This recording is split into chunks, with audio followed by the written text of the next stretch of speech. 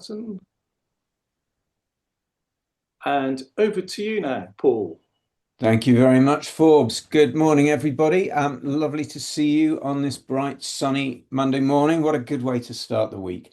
Yes, as Forbes says, my name is Paul Shaw. I'm a business coach and consultant by trade. I've been doing it since 2017, so coming up for 9 years. And as Forbes also says, I'm a director of Kingston Chamber, and I've been working with Forbes and the team on some objective setting for the last little while. And I've been involved with the Chamber for about 8 years as well. So I very much enjoy being a part of the local business community. I'm also involved with Kingston University. I help them out on their Help to Grow management course, which is like a mini MBA for small business owners. So if you haven't come across that before, have a look at it. It's really worthwhile. No, I'm very pleased to be introducing this program today. As Forbes says, it's all about productivity, and it's about harnessing your own abilities, your own resources, and your own opportunities as we go through. So weirdly, I've just now lost the pictures of everybody, so I can't see you anymore. But I have got the chat on. So if anybody has any questions as we go through, please do put something in the chat, and I will stop and I'll try and answer that question. So, what's this all about? Go Productive. It's a practical online program. Hopefully, you'll get a lot of useful information, hints, tips, things that you can apply to your business as you go through it. It's about improving your efficiency, reducing your costs, improving your profits. It's really open for any kind of business. And we've got a really nice cross section here this morning. So I think we can have some lively chats. You've got to be registered or mainly operating in Kingston, which I think all of you are. So I'm going to try and make it as interactive as possible. It's better when we're all sort of engaged and talking. So as I say, if you have any questions, please just put them in chat, and I will ask you some questions as we go along. Forbes briefly mentioned this. There are 4 sessions. We're starting things off. Then tomorrow you've got Sandra looking at pricing. Richard is on next Monday, the 9th, and that's looking at sales growth. And then on the 16th, Monday after that, you have Celia looking at AI utilization. Good. So let's dive straight in. And first of all, I have a question for you. What is your definition of productivity? What do you think of when someone says, "Yeah, we're talking about productivity"? And just shout out because I can't actually see you. So anybody want to make a comment? Paul, are you still not able to see everybody? Because I've managed to see everybody now, but I've still got something called Paul's screen up. But by general meeting, I can I see everybody. but no, I can't see anybody at the moment. So you can, and now I can't. That's weird, isn't it? Technology. Hey. Okay. So if there's, do you want to answer the question again? Because I just rudely interrupted, and I can, if anybody puts their hands up, I can help you here. Yeah, what is productivity? I would say just getting as much done as possible in as little time as we have. Mm-hmm. Yeah, that's Yeah. a good one.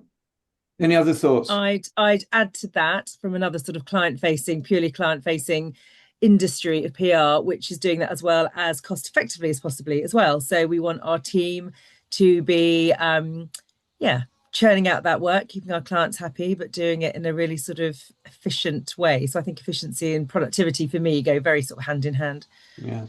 And what's the output? What's the result of good Yeah. productivity? Our productivity is happy clients. I mean, our job is to generate, in PR, as it was for any PR companies, to generate a lot of sort of free editorial, good, positive reputational management. We're not an advertising agency. We are purely getting out our clients' narrative all the time in as many outlets as they want. So that's our kind of outcome. that's our end goal that we're after. But yes, our sort of real sort of metric for productivity is happy clients who we retain, I guess. So that's Great. our Yeah, it's a good measure. Any other thoughts? Yeah, I can add to that my own negative scenario in terms of productivity, in terms of having lots of happy clients, coming across very well in terms of what they want from me, but actually not turning that into commerciability. So it's productivity, I can find is kind of distracted by trying to, client please too much. I would add, again, when we talk about it from a sort of management consultancy background I have, it's about those outcomes and the benefits that the clients get, because sometimes we can do a lot of stuff, and yeah, I've been known to do a lot of stuff for the client, and then they turn up like, you've been very productive, but it hasn't given me the outcomes I was looking for. So the key thing of trying to establish right from the beginning is what is the value that the client is going to get out of this piece of work, what are the outcomes that they're looking for, and how do the benefits tie to what they're trying to achieve as an organization. And then I can be specifically productive in delivering those. Yeah. Yeah, certainly. Sorry to interrupt again, but yeah, certainly in PR and comms, with every client, everything, every sort of campaign, every sort of retainer we work on very much starts off with our KPI set, our metrics, the evaluation. Yeah, most of our clients sadly are all very on it in terms of their ROI at the end. So you're right, we can be very busy and we can write lots of status reports sort of showing quite how busy we are and what we're doing, but exactly everything is very measured to those KPIs. And although that comes down to us as well, I think, clients can come in with some really silly KPIs sometimes. So that's for us as well to sometimes be realistic with them and kind of agree those KPIs between both of us, because every client wants sometimes kind of sky high ones, don't they? So we have to make sure we're all realistic. It's very true. So look, let me give you the definition. And it's quite interesting this chat actually, because we all have a different idea of what productivity is, but I mean essentially it's a formula, it's a ratio, and it's a measure of how efficiently resources are used to produce outputs. So when I asked the question about the output, I think that was an interesting answer. Happy customers is a really important output, but when you're thinking of it from a business perspective, it's about being able to deliver whatever it is your service or product is in the most efficient way to maximize in business terms, your profitability. And so it's really all about efficiency, I think. And how do we make sure we're working as efficiently as possible? And as Amika said, I think it's about understanding what the brief is and making sure that you are able to deliver against that brief efficiently without over delivering in a way that becomes inefficient effectively. So we've got to satisfy and delight our customers, but within the framework and within the terms of what we have actually agreed with them, that the service that we're going to provide is. Does that make sense? Okay. So this is really all about growth, isn't it? I mean, we're here because we're looking at ways to increase our productivity, ways in which we can achieve growth, and ways in which we can do that as efficiently as possible. So another question then, really, why is productivity, and some of this comes back to what we said already, but why is it so important for growth? What makes it essential to be the engine that drives growth in a business? Any thoughts?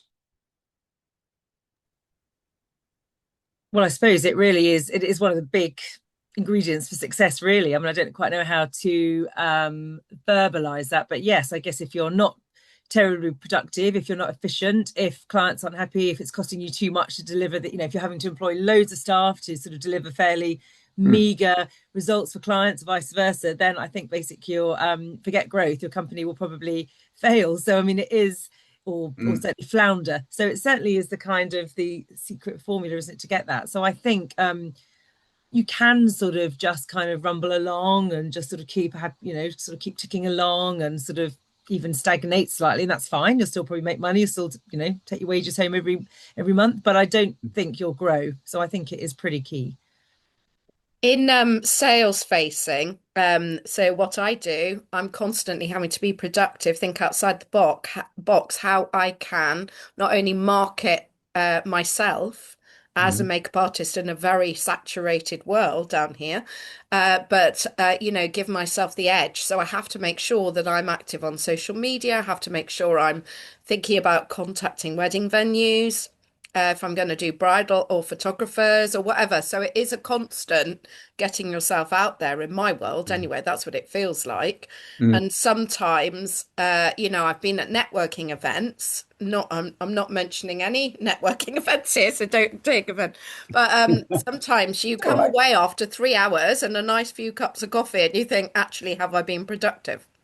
If I've not made contacts, if I've not made new leads, if I've not got new clients, to me, that's not always a productive use of my time. So I'm constantly evaluating where I need to be the most productive to build my business. And networking can be notoriously unproductive. Yes, It but it takes an also can enormous be very amount of good. time. It can, exactly. So how do you ensure that you are doing the productive stuff without wasting too much time on the non-productive stuff? And that is an art form in itself, I think. I mean, Paul, just to build on what Venetia said, I mean, I think for me, if you want to grow financially, obviously you want to reduce your costs and increase the revenue. So it's about thinking about where is the waste and reducing that. But I suppose also I would be thinking that it's not just about financial growth, but it's also just thinking about where's the return on investment of my time and my energy and my effort.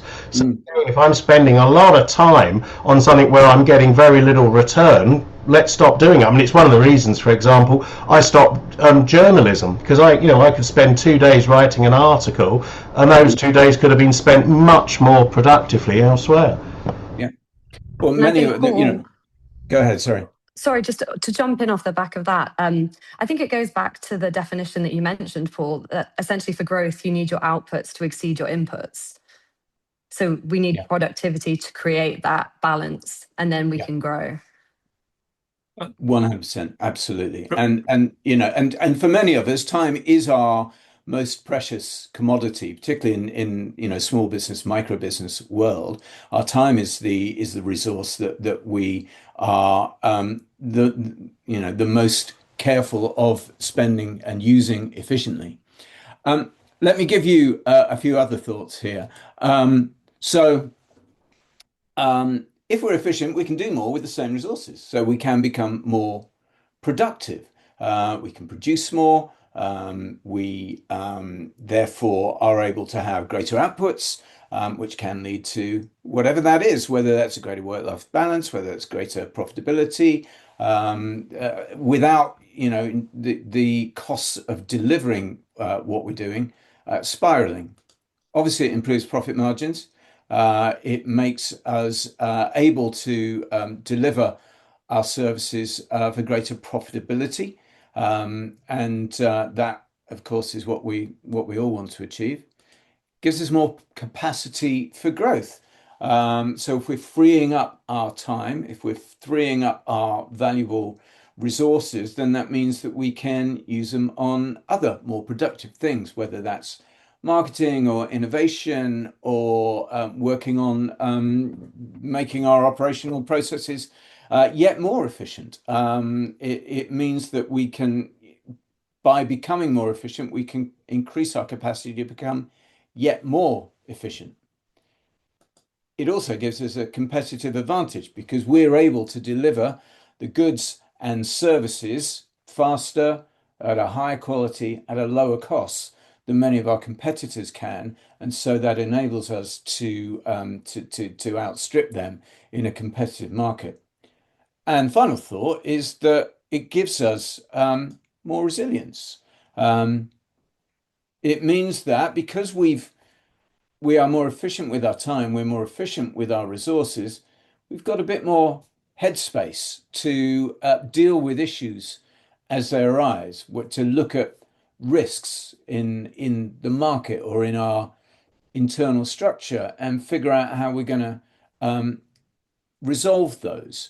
It gives us the opportunity to pivot if we need to, slightly change our products or services, look at a different market, look at diversification, because we've got the time that being more productive, being more efficient has given us back.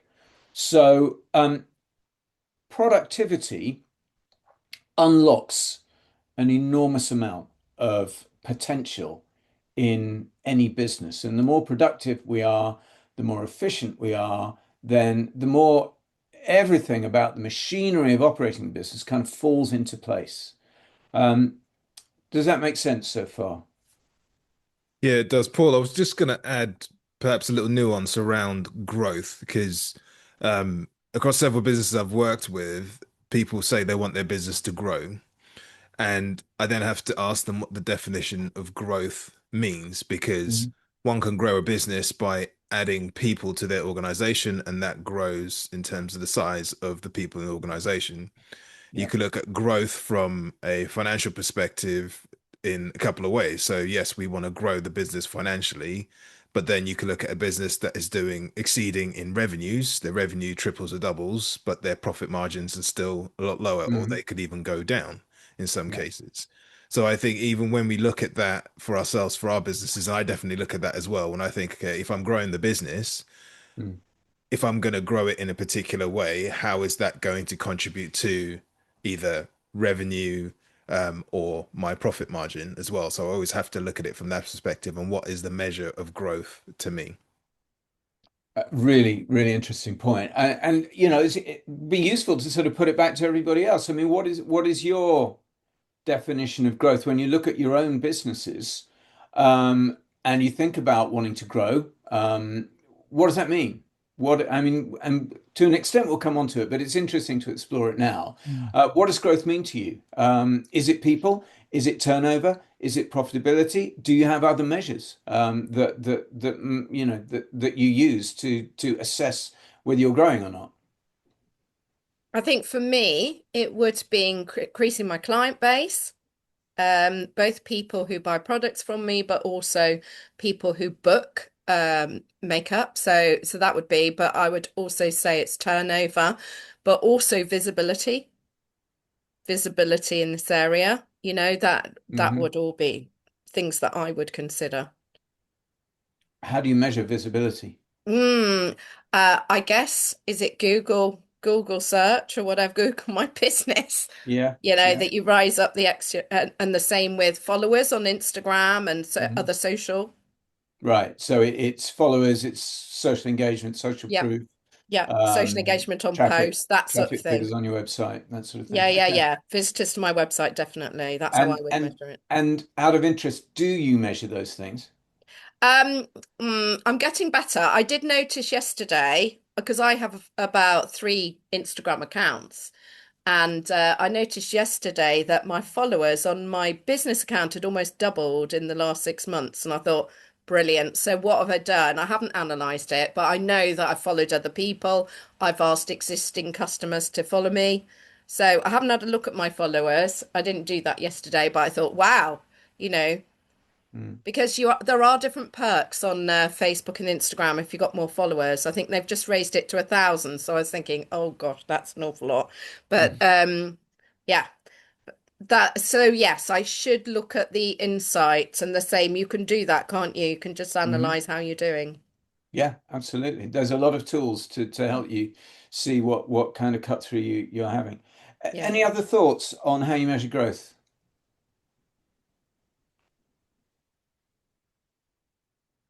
Okay. I'm going to move on because what I want to do now, so we've got a rough idea of what productivity means to us, to our businesses, and what the benefits of increased profitability can be. And it's worth keeping that in mind as you go through the rest of the program, thinking, when Sandra and Richard and Celia are doing their bits, how can what I'm learning here apply to my business, and how can it make me more efficient, more effective, more cost effective, and therefore more productive. I'm going to move on now to talk about something. I'm going to sort of take a step back, and I'm going to get into a little bit more about what our businesses are, why we do them, what our dreams are for our businesses, and how we sort of manifest those. So I'm going to start off with aspirations, but I want to talk about aspirations. I want to talk about values in business, and I want to talk about our business purpose or business mission, if you like, because I think of these things as kind of the foundation stones of all of our businesses. They're the reason we do what we do. We could all do lots of other things, but we do what we're doing now, and we do those things for a reason. And I think by sort of teasing those things out, it helps us provide kind of a context, if you like, for everything else that we're going to go through in this course. So let's start with aspirations. And by aspirations, I mean your personal aspirations, what you want to achieve in life, how you want to live, the things that you want to do, the the dreams that you have, not necessarily for your business. I'm talking outside of your business, whether that's, I don't know, buying an island in the Caribbean, or a fleet of sports cars, or just, paying off the mortgage, putting the kids through university, whatever those aspirations are. Go traveling, go and see parts of the world that you've not seen before. Do something for more altruistic, maybe, and make a contribution in different ways to the world around you. What are the things that drive you? What are the things that you really care about? And I think the reason I'm asking that question is because we are in business to help us achieve those things. If we didn't think that doing what we do could help us to move towards some of those aspirations, then surely we'd be doing something different. So I think it's really useful to just spend a bit of time thinking about that, and thinking about why I'm in business, to help me achieve what, to help me to live up to these aspirations, whatever they may be. And also, I think it's important to think about how you want to spend your time, because time, as we've already said, is probably the most valuable commodity that we have. And it's the one that sort of goes past without us noticing sometimes. So how do we want to spend it? Not only outside of our working lives, but in our working lives as well. If we're going to spend, half our waking lives working, then surely it makes sense for us to be doing things that we enjoy doing whilst we are working. And I think it's important to sort of capture that, because then you can sort of feed that into your vision for your business, so that you are tailoring your business as you grow it and develop it to suit your own interests in how you want to spend your time. The things you enjoy doing, you can do more of. The things you don't enjoy doing, then do less of. If you want to go, if you want your business to be a vehicle that enables you to go traveling or work remotely or work in other parts of the world, then, that's something that's worth capturing. So I think there's quite a lot there, and some of it's quite personal. So, if you want to keep it under wraps, that's absolutely fine. But if anybody does have any thoughts that they'd like to share at this point, I think it would be really interesting to hear them. I do think it probably not, but it doesn't probably sound very strategic if you're looking at it now. Now, having run a business for sort of 20 years, maybe it isn't. But I do think your aspirations, your personal aspirations, very much can change from where you are at that point. And when I look back to when we launched Trinity, which is the name of our company, there were 3 directors at the time. There are now 2 of us, but we were all working together in a big PR agency in central London, heading up big accounts, really busy, and we were all having young babies at the time, literally. We all sort of done mat leaves there, etc. And it was in a day, not that ancient, we started young, but it was in a day. I mean, flexi work, it just didn't exist. You didn't work at home. That just wasn't even a thing. I mean, it's very different now. And I think our aspiration very much there when we decided to make the break, and it was quite a big leap looking back. I mean, again, we were young, we were in our 20s, we probably had massive mortgages and all that sort of going on, was because probably it was a really, really difficult environment in which to have a young family and work in that sort of industry. So the 3 of us sort of decided we were going to go for it, and we sort of jumped ship and we set up our own agency there. And looking back, we often joke about it now, actually. Now we've got sort of kids who are either just finishing uni or have finished uni, and that's what we all said, if we can just get our kids through nursery, let's just get them through the nursery phase, and when we're at primary school it'll all be easy, then we'll go back into the city. And then it went on, and it was like, oh, let's all get through GCSEs, through A-level. And so I think and that sounds like we were. And then the company was then evolving, the company was getting bigger. So we always laugh and say, looking back, and apologies to any men there, and not at all, probably my own husband wouldn't maybe thinking with those same aspirations, but that was kind of what we were always modeling our growth and why we were doing what we were doing. And it was really, really stressful at times. But so our aspirations were always sort of making us able to do it. How can we fit the business that we love doing and a career we love around our family, or a family around that. So that was always our aspiration. And now, funnily enough, probably why we're all sort of, we're all individually signing up to these various sorts of groups and networking, something we've never really done, is our aspirations have probably changed. We're all in a different phase. So that's a very long-winded way of saying it might sound unstrategic, but I do think your aspirations personally and how your business reflects that, or the other way around, can change. And I don't think that's anything to sort of feel, ashamed about. The aspirations change as you go along. And then you absolutely tick not. Tick off a goal met, and then move on to the next one. So yeah, and nothing is set, is it? And I think the more agile one can be, and the more one is sort of open to those changes, then the more likely it is that you'll be able to sort of evolve your business to adapt to them.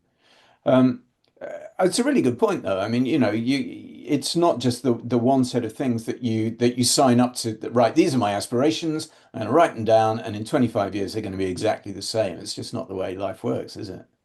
No, I mean, now we probably want to, get our company to the point of selling it and put something in our pension pot, whatever. Aspirations do change as you sort of go along, and I think it's all about evolving. I mean, the world has changed unbelievably since then. It would be very different. Probably 3 young women in their 20s now setting up a business, because you can work at home. There are also I think aspirations have to evolve, don't they, with sort of either your world or the world around you. So it's yeah, that's true. But maybe it's a question of today, Monday the 2nd of March 2026, sitting down on thinking about this now. What are our aspirations now? They can change, that's absolutely fine, but I mean, I we've all got different priorities in life, and we want our business to be able to support those priorities. So maybe that's the way to think about this for now. Anybody got any other thoughts on aspirations? I was thinking about Not really. Oh, sorry, who was it? Yeah, go on. You go first. Go on.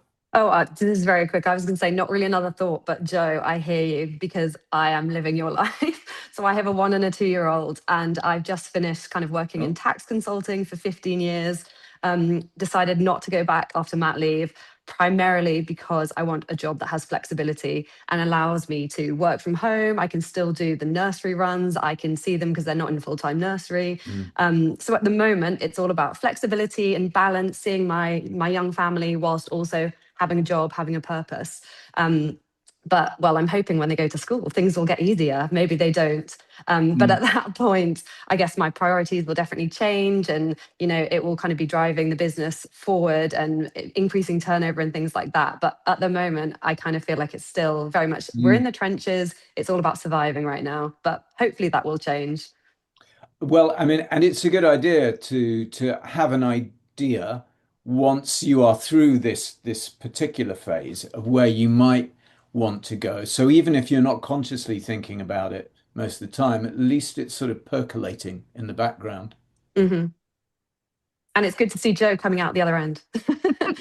Absolutely. The slog. Absolutely. Yeah, I wish I could sit here and say, yeah, it's really great when they get to the teenage years. It's really no, I hear you, Sophie. No, it's and exactly. And I do think it's yeah, it's hard. It is hard. But I do think for me, and I was very lucky that I had my two business partners, two women in exactly the same sort of position. And that did help. I realized I was very lucky and not sort of necessarily doing it by myself. But yeah, it's a moment in time. You sort of get through it. And I think there's I think life is, yeah, I think maybe it's maybe a little, no, I'm not going to say it's easy. Nothing's easy about it, but flexibility is something that I think can help build your business aspirations. Definitely. Yeah. I think that's a real positive we're in now. So, Amika, you were going to say something?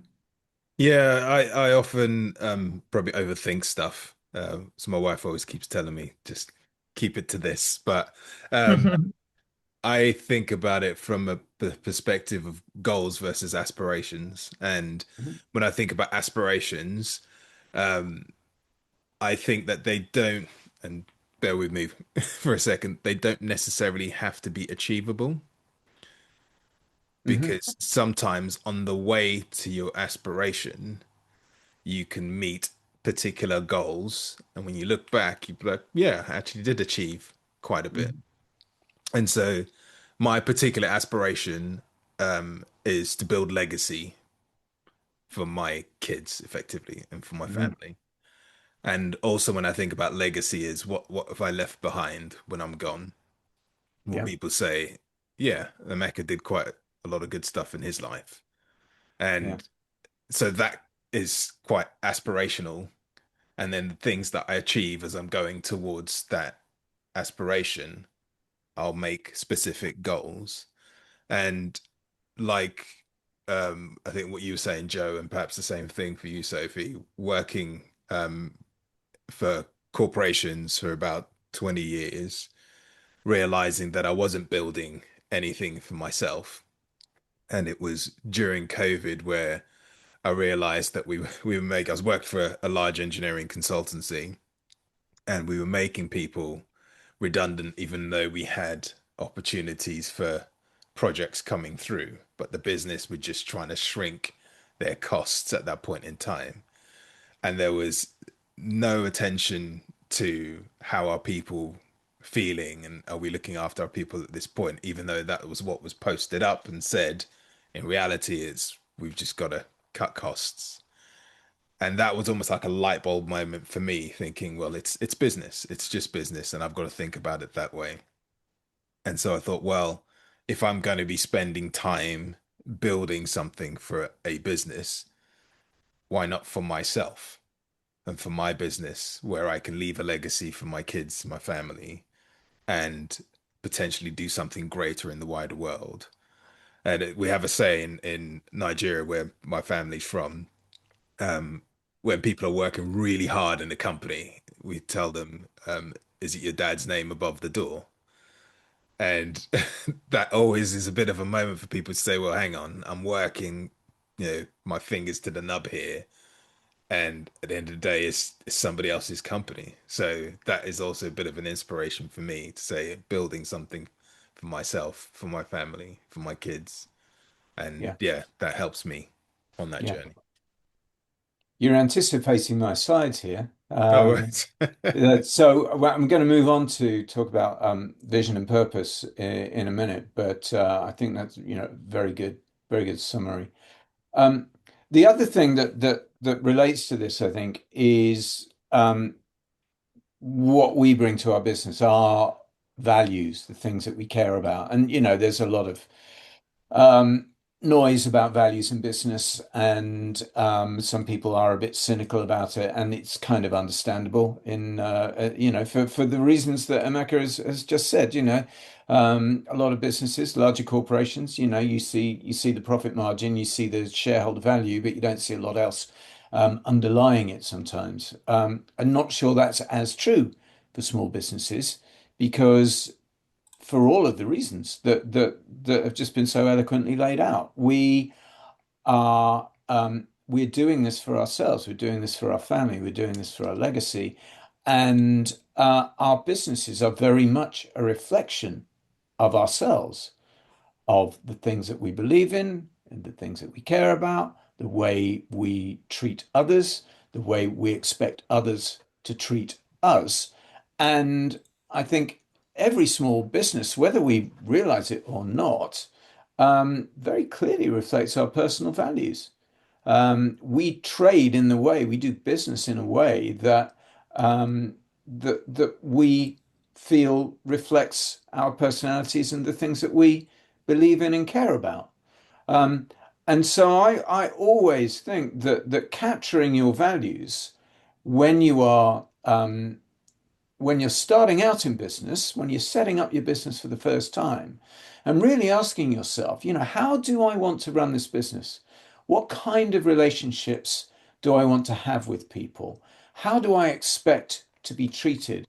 What are the commitments that I'm going to make to myself about the way I will treat others? How do I want to be viewed in the world? What do I want my reputation to be? These all relate back to our values. These all relate back to the things that we care about, the things that are important to us. And it's not just what's important to us when we're in business, it's what's important to us in every aspect of our lives.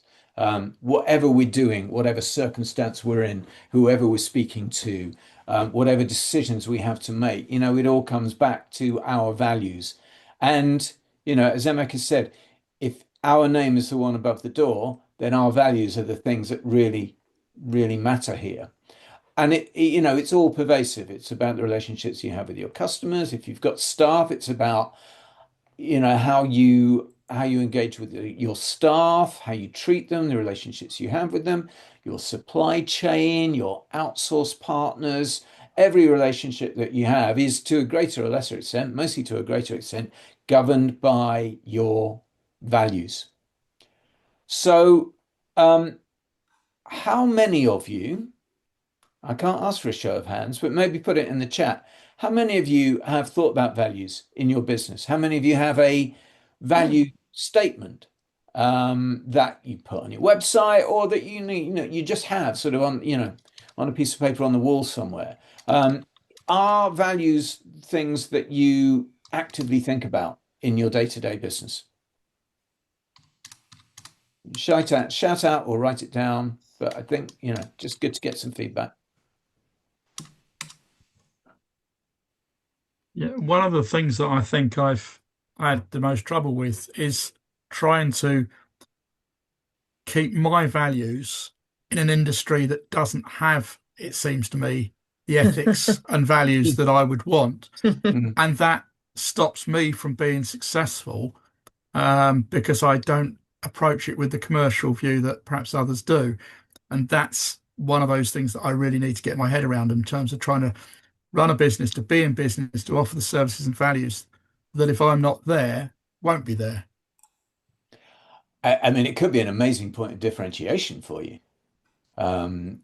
If you can, if you can express it in the right way and use your values to drive your business approach, your business decisions, the way you message about your business, I think it could be a hugely interesting, could give you an interesting commercial advantage in an industry that is, widely thought to be not values driven. Absolutely. If you can come up with the solution for that, I'm all ears. Well, we'll have a think. We'll put it out to the team, see what people think. But I think that's a good challenge. Okay, what else have we got? So, Vicky, no statement yet, but think about it a lot. Sophie, not actively thinking about it, but there at the back of my mind.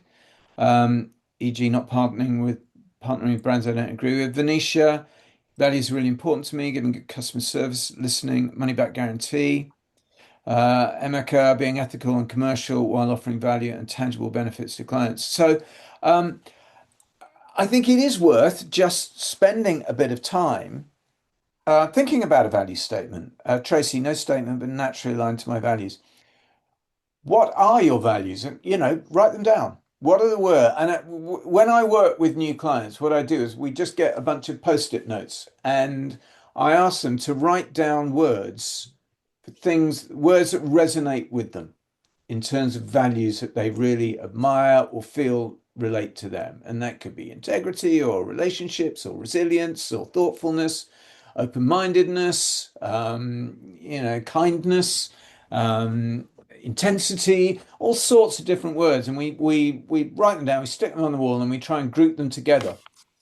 And then we come up with one word that that best sort of encapsulates what all of the other words in that particular group mean. So that word is then the sort of the purest expression of that value. And then we write a little sentence to explain what that means in practical terms to them in their business.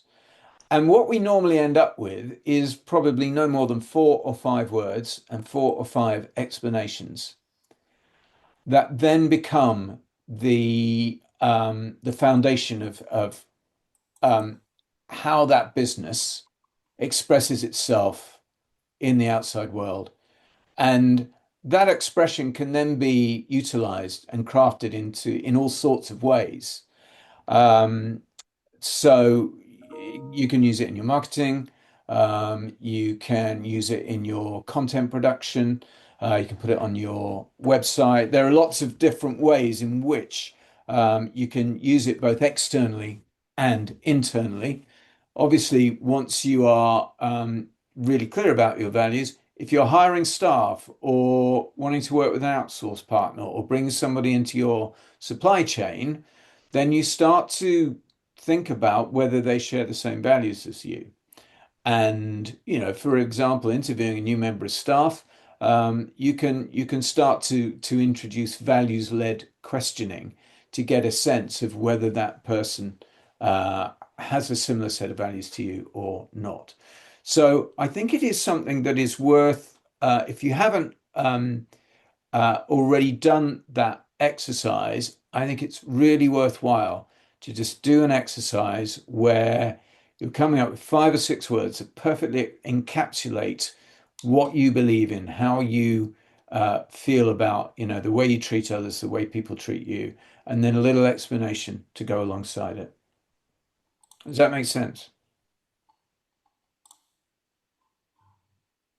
So I'm taking silence as assent. So that this afternoon, I'm sure you're all going to go away and write some value statements. All right. And the final piece of this sort of triumvirate of foundations is purpose. Some people might say mission. I think purpose is clearer. Does anybody have a mission statement or a purpose statement in their business at the moment?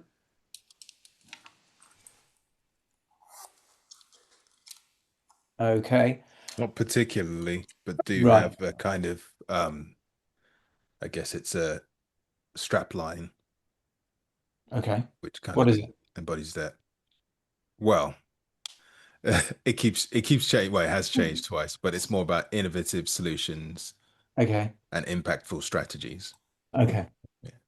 Interesting what you were saying about legacy earlier on, because I think, a purpose statement or a mission statement, and for the purposes of this, let's say they're interchangeable. I don't care if you have a mission statement or a purpose statement. Essentially, they're looking to do the same thing, which is to put out into the world exactly what you do, why you do it, who you are, right? So values are a part of that. But purpose is another part of that. If anybody's read or watched Simon Sinek, Start with Why, he talks a lot about purpose. He talks a lot about why we do what we do attracts people who believe in the same things that we believe in, who care about the same things that we care about. And very often they act as kind of a shortcut for customers, for finding our most valuable customers, people who want the same as us, people who care about what we do, people who care about what we produce and share our values as well. So it all kind of, knits together. But for me, I think, if you can craft a really strong purpose statement, it acts as an amazing shorthand for people who want to know who you are, what you do, why you do it, and therefore potentially want to become customers. It also acts as a way of ensuring that you stay true to yourself as you develop and grow the business. And if you've got a really strong purpose statement that really encapsulates, why you do what you do. If you're looking to diversify, go into a new area, open a new business model up, then you can test it against your purpose. You can test it against your values and see whether it stacks up. And that will give you a good idea whether you should do it or not. So when I think about purpose, I think a good purpose statement really needs to express four things. Number one, what we believe in. Number two, what we do. Number three, how we want our customers to feel. And number four, the difference we want to make, or, the legacy that we want to leave behind. And I think if we are honestly able to capture those four things in a statement, then that is a very powerful thing. It's not just a marketing tool. It is a real way of ensuring that you have a kind of a kernel, a central sort of heart, I suppose, to your business that will always be there. So it is kind of immutable. It doesn't necessarily change. We're not looking for, what we do may change a bit, but the sort of the core of what we do is likely to be solid throughout all of our time in business. So I'll give you an example. I've got a business. It's called McCarthy's Consulting. I'm a business coach and a business consultant. And at McCarthy's Consulting, we believe that local businesses lie at the core of a community. What we do is we support business owners in building strategy and developing plans for growth. Our clients feel able to achieve more than they would on their own. And we want to have been a part of creating a local, thriving business community for the good of everyone. And, that's mine. It's not long, it's not complicated, but hopefully it does what it says on the tin. And when I'm unsure about what to do next, I go back to that and I go, is what I'm planning consistent with that? Do I still feel that this is what I am or what I do? And as long as the answer is yes, then I know I'm on the right track. Does that make sense? And again, I will go through this. In fact, I'll write them down. But it's what we believe in. What do we do? How we want our customers to feel. And what difference we want to make.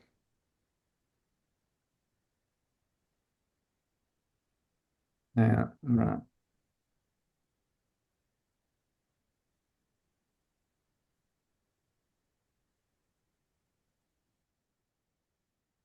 Actually, that's very reassuring, Paul. Actually, we went through, everyone thinks that if you work in PR and comms, you've got it totally sorted with your messaging. And I don't think anyone has. And when we went through a bit of we were reading our website, actually. So we thought we'd spend a bit of time after 20 years actually doing a bit of rebranding. And exactly what you said, actually. So that feels reassuring. We were on the right tracks. I've literally just said, and we've done this a long time. So you start to feel a bit a bit cynical about it, a bit embarrassed about it, start with thinking, oh God, we just do what we do. We know what we do, why are we throwing around these words? But actually it was a really useful exercise, actually, very much as you said, just sort of sitting with someone external, just for a morning, really. It was all very sort of low key. It was actually someone we sort of knew, someone we worked with, actually, one of our kind of subcontractors we work with in sort of the design area. And it is a really useful, we were really, again, goes back to productivity. We haven't got time to do this. We really haven't got time. We know what we do. We do what we do, but it is a useful, and then actually, not that I know you're not I just literally pulled up I thought, isn't that embarrassing? We put this on the front of every single new business presentation we do, and I can't remember what it is. So I had a quick look, and I did remember what it was.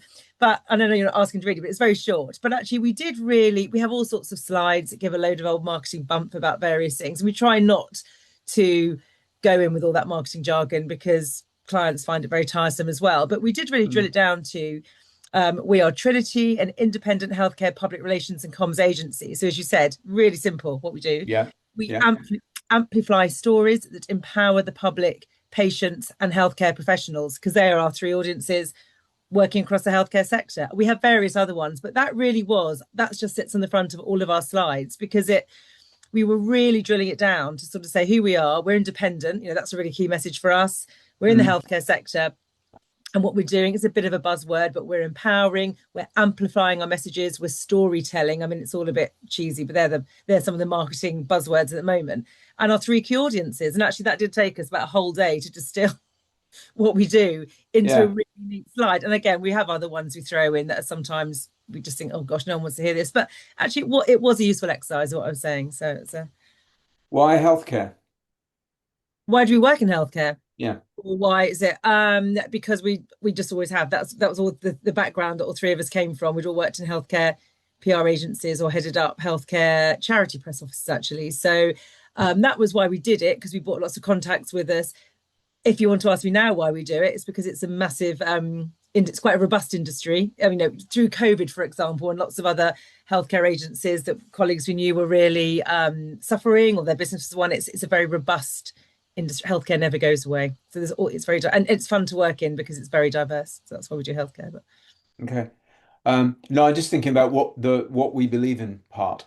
And whether there's a bigger story to the healthcare bit there. No, exactly. You're exactly right asking that, because you could say unpick it. Could we do more about why we do healthcare? No, we worked through that process. No, we do it because that was all our experience, and it's quite a good industry to be in, because it's very varied. There's a lot of strands that come into it, and as the world changes at the moment with AI, etc., that side of AI healthcare is growing as well. So it's something that affects all of us. So so I see what you're saying. There was nothing.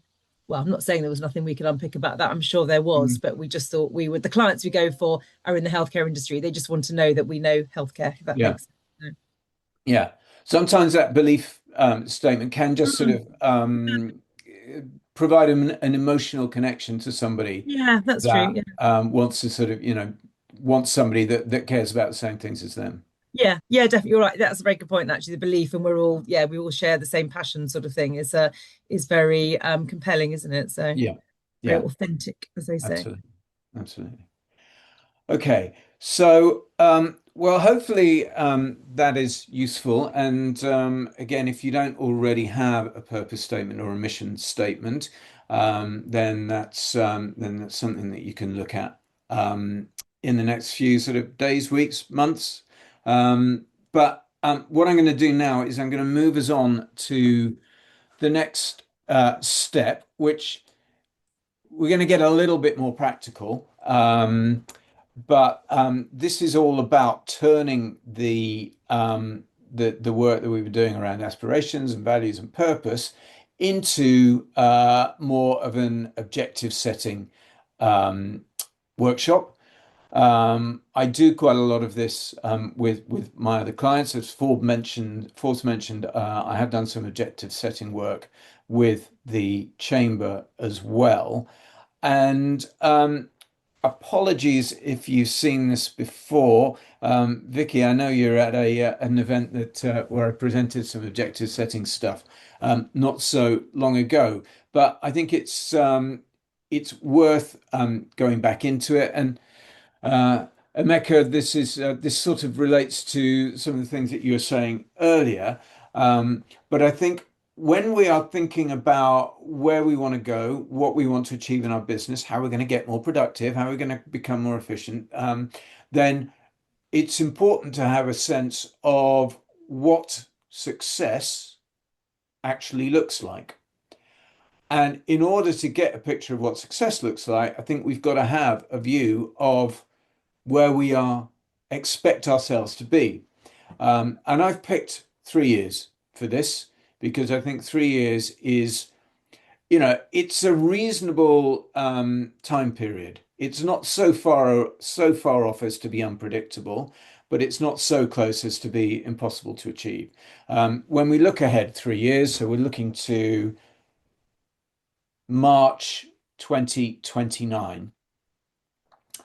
And what I'd like you to consider is in March 2029, what do you want your business to be? What do you want it to look like? If you're looking back on this day 3 years from now, what do you want to look back and be satisfied that you have achieved? So it's about creating a vision, and how we measure that vision is it's kind of up to us, really. A lot of people will look at that, and again, coming back to Emeka's point, how do we measure growth? When we look at we want to grow. In 3 years' time, we want to be in a particular place. What does that mean? Does it mean that we've doubled our turnover? Does that mean that we've doubled our profit? Does it mean that we're employing 5 more people? Does it mean that we've got 2,000 more social media followers? Does it mean that we're having a tangible impact on the markets that we are engaged with in whatever form that might take? What is that vision? So if you think ahead and you think, in 3 years' time, if everything goes as well as it possibly could, if all of my ambitions are realized, if every light is green, if there's a following wind all the way, what can I achieve? What can my business achieve? And make it tangible. And it should be audacious. It shouldn't just be, well, I'll grow by 2% this year and 2% next year and 2% the year after, and then I'll be 6% bigger. Whoopee. Think about what you could achieve if everything went really, really well. Okay. And think about your own measures. What are the measures that are important to you? Turnover and profitability are probably the common ones, but you can have all sorts of different potential measures. Has anybody thought about this in the past or now? Is anybody thinking in these terms right now?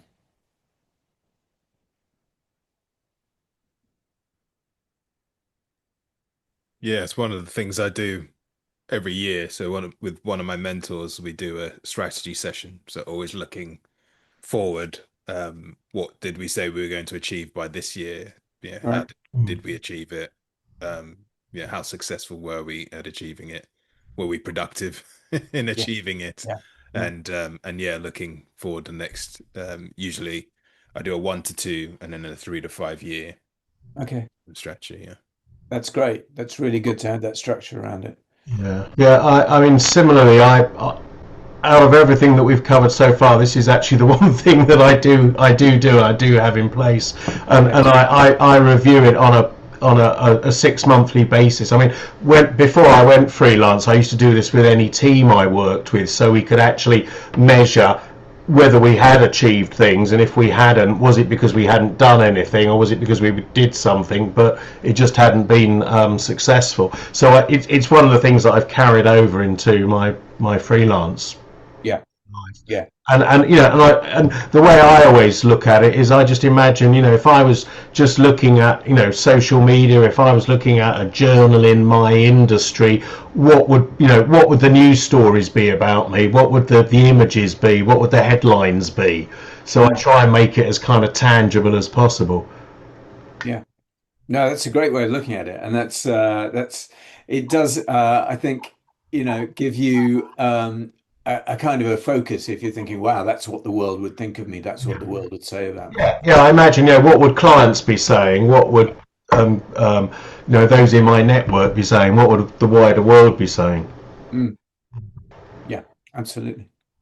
I think the thing about a 3-year vision is, even if you don't achieve it, the fact that you have got it, the fact that you have set it, the fact that you sort of put this sort of beacon on the horizon that you're going to be aiming for is enough to, number one, it subtly alters behavior. I think it subtly alters your mindset, Because if you have that visionary goal every day when you get up, every time you go into work, there's a part of your subconscious that's thinking, what am I doing today that is moving me towards achieving that 3-year visionary goal? What conversations am I having? What decisions am I making? How am I progressing towards achieving that? And that in itself will it's almost a superpower. It will enable you to achieve a lot more than you would have done if you had not set that visionary goal in the first place. So even if you don't achieve the visionary goal, you will have got a lot further than you would have done if you didn't have one.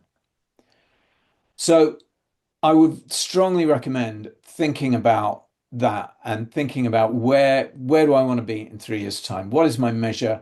How do I assess what success looks like? And then write it down and put it somewhere and refer back to it, because it will help you to start thinking in a more sort of long-term strategic way. Once you have Paul, a would you vision, recommend? yeah. Oh, sorry, I was just going to ask, because you picked 3 years there. Would you Yeah. recommend also doing, I don't know, like a 1-year plan and maybe a longer term 5-year or something as well? You can go a lot. I'll come to the 1-year plan in a minute, but Okay. you can go further. I think 3 years is a neat time period, but it's not carved in stone. It can be whatever feels right to you, just as long as you have one, and that Mhm. what you're doing is you're setting SMART goals, I suppose. Specific, measurable, achievable, relevant, time bound. So yeah, whatever time frame works best for you, that's fine. Okay. Now, once you have your 3-year vision or your 5-year vision, whatever period it is, it's then a matter of breaking it down a bit further. So the next thing to do is to look at your 1-year milestones.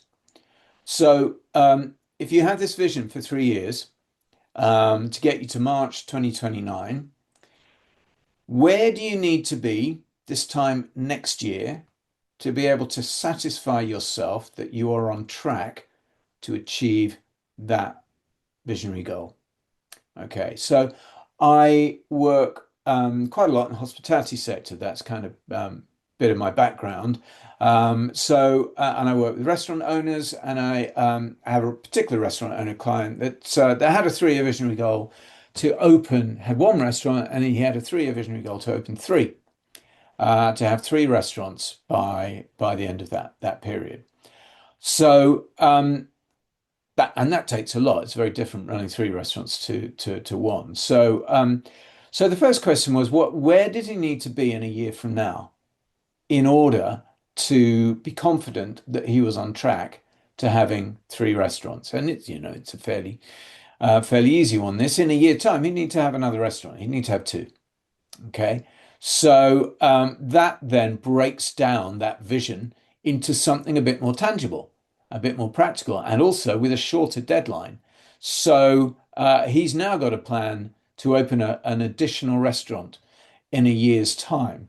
So he now needs to start thinking about what has he got to do to be in a position to meet that objective. Okay. So whatever your 3-year vision is, think about where you need to be in a year from now in order to be on track to achieve that vision. So if you're doubling your turnover in 3 years' time, how much more turnover do you need to be making in a year from now? If you are, I mean, as is the case with Kingston Chamber, if you're looking to increase your membership by X amount, I won't give anything too much away, but if you're looking to increase your membership by X amount in 3 years' time, how many new members do you need to have in a year from now in order to be confident that you're on track to achieve that? These are the sorts of questions that you should be asking yourself. So you're taking something that is quite vague in a sense, quite visionary by definition, and you're breaking it down into something more practical, more tangible, because it's only a year away. And you need to be doing things now in order to start moving towards achieving that set of objectives. Is that clear? any questions around that? Does that make sense? Yeah. Okay. Okay. So you can guess what the next step is. What do I have to do now? What if I am going to achieve the objective of opening a second restaurant in a year from now? What should I be doing right now? What do I need to be doing this month in order to be confident that I'm taking the steps necessary to achieving that objective?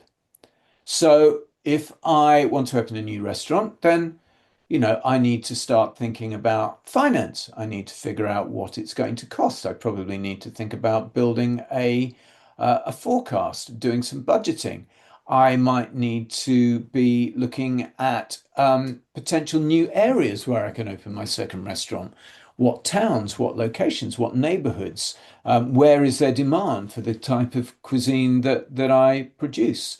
I might need to think about staffing. I might need to think about I'm going to have to get a general manager in.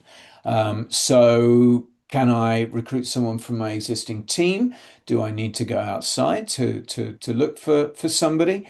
I might need to think about procurement and stock issues and what I can do to achieve economies of scale. I may need to think about menus and am I going to replicate the menu I've got in my current one restaurant to the second one? Is it going to be a slightly different menu? I've got a lot of questions that I need to ask, and I've got a lot of questions I need to answer. The first question is, what are the priorities? What are the things I need to do first? There's no point in appointing a general manager if I don't even know where my restaurant's going to be.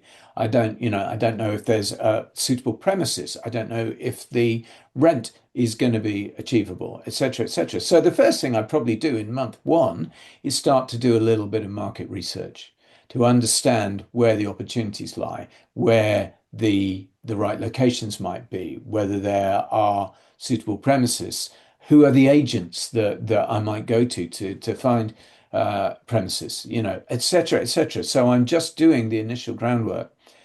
Once I've got my 1 year objectives, it makes it easier to prioritize the things I need to do this month to enable me to start to move towards those.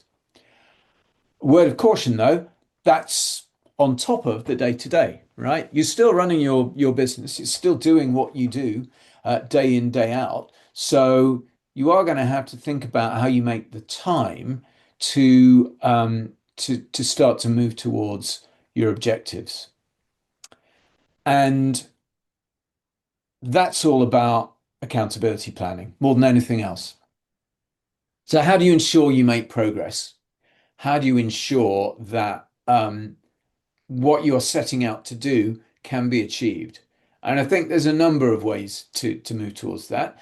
Number one, don't be overly ambitious. If you set yourself a dozen objectives to achieve in a month, and they're all quite big and complicated, then the chances are you're not going to achieve them. So break it down, think about what the true priorities really are. What's the most important thing that you need to do next? What's the enabler for stuff that will come after it? And if you're always doing the most important thing, then you're working through your priorities, right?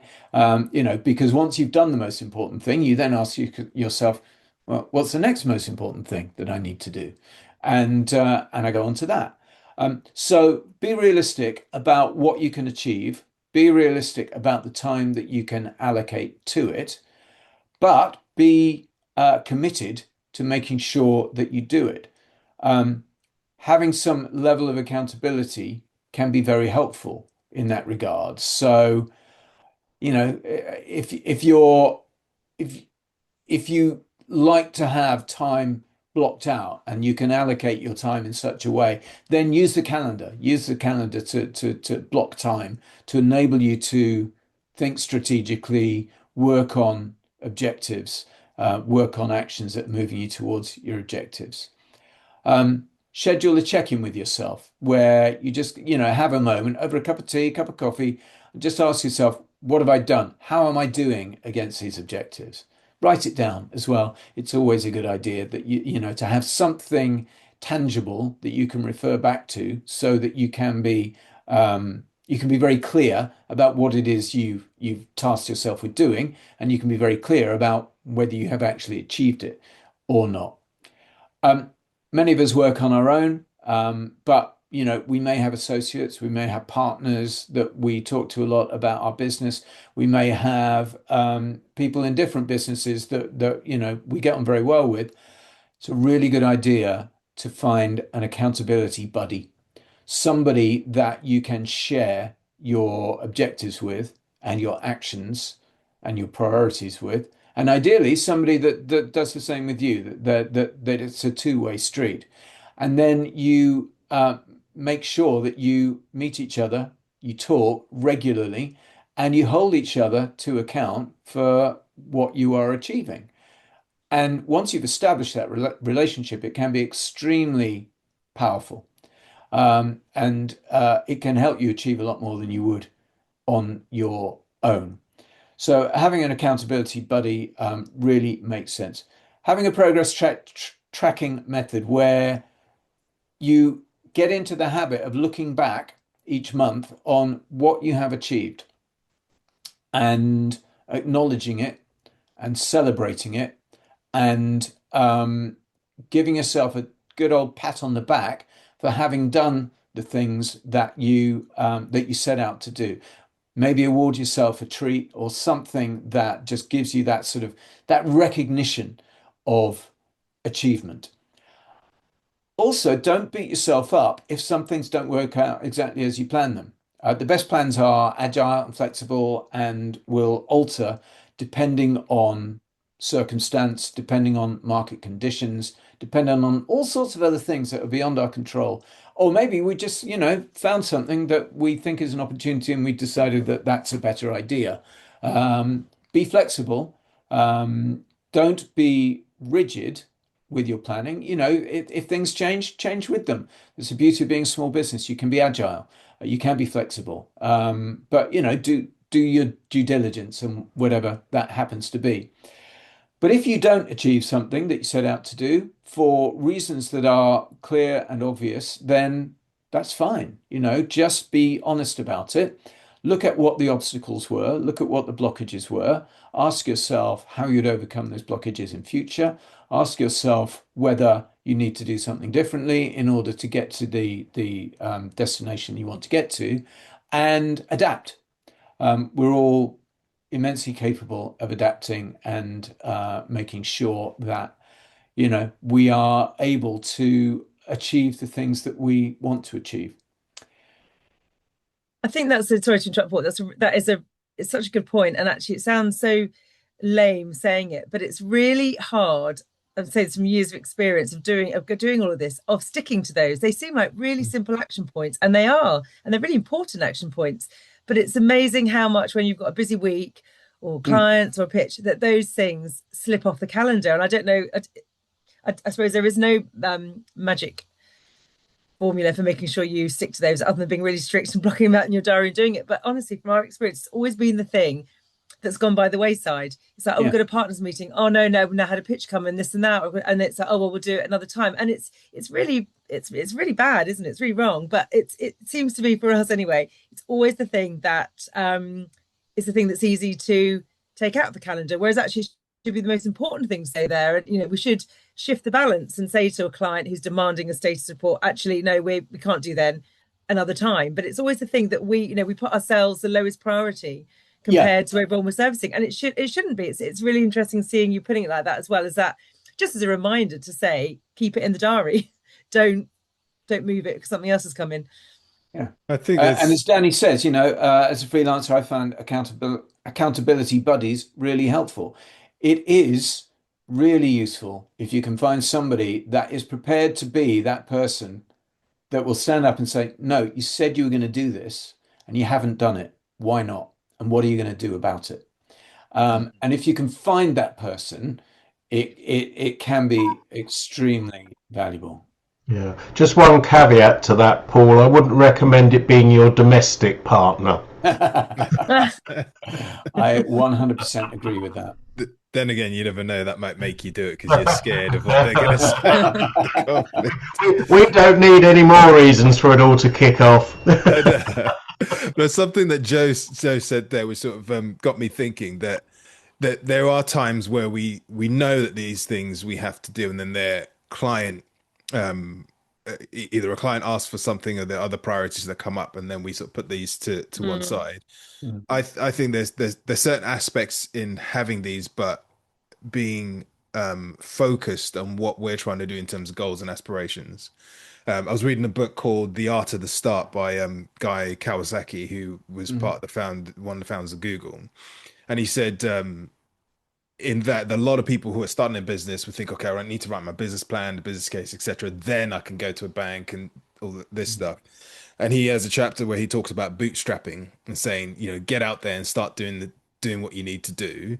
The night before you need to meet a bank manager to do your get some funding, you will be awake all night and get that business plan done because you would do things as and when they become really important that need to be done.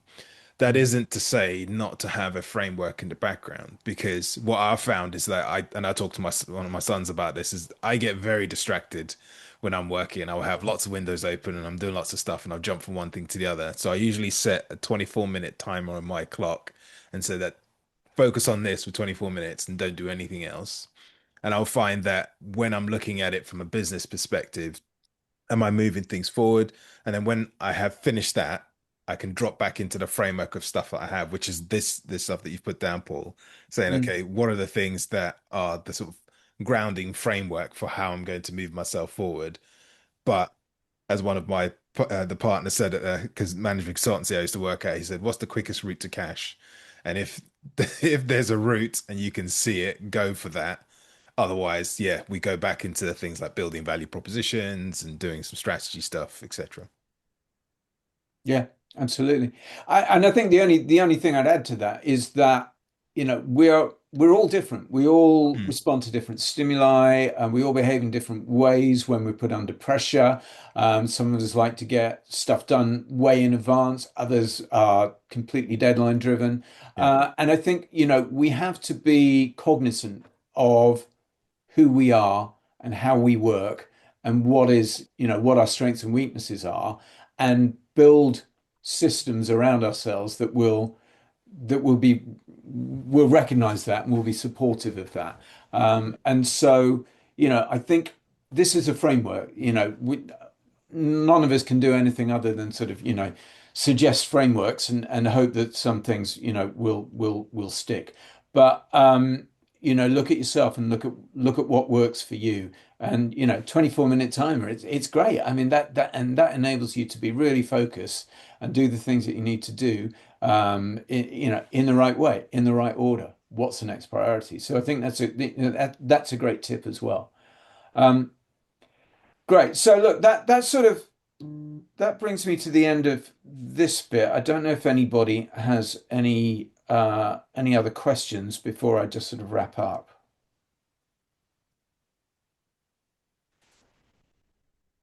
Okay.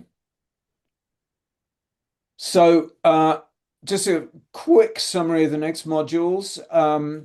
Tomorrow then, 10 o'clock again, I think, Sandra Murphy is going to be talking to you about pricing productivity.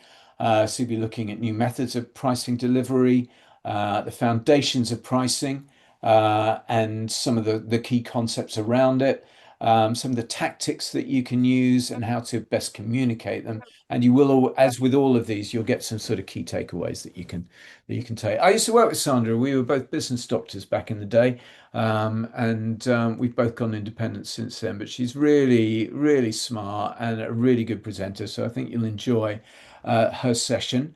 Then next week it's Richard, and he's going to be all about sales growth, talking about new methods for delivering sales, improving your conversion rates, tailoring your content and your communication to drive sales, helping you understand buyers more closely, and again giving you more resources that you can use when you're thinking about sales productivity. And then finally, this is always a popular one.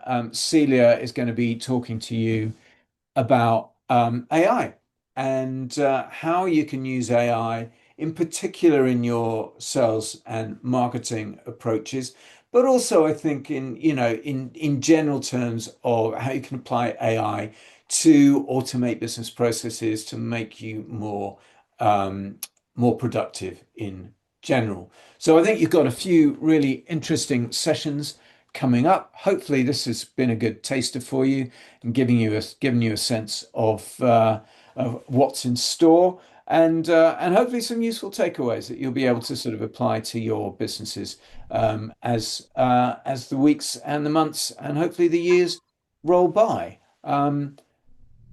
So that's it. That is remarkably 11:29, more or less exactly on schedule. So I'm quite That is efficiency and productivity. exactly. What a productive use of our time, of our What a Aaron. Well productive done. way of finishing off. So, look, I'm here. I'm happy to hang around if anybody has any other questions or just wants to chat generally.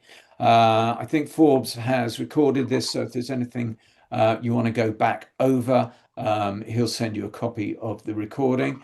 But other than that, you are free to go. But thank you very much for your time and attention this morning. I do appreciate it.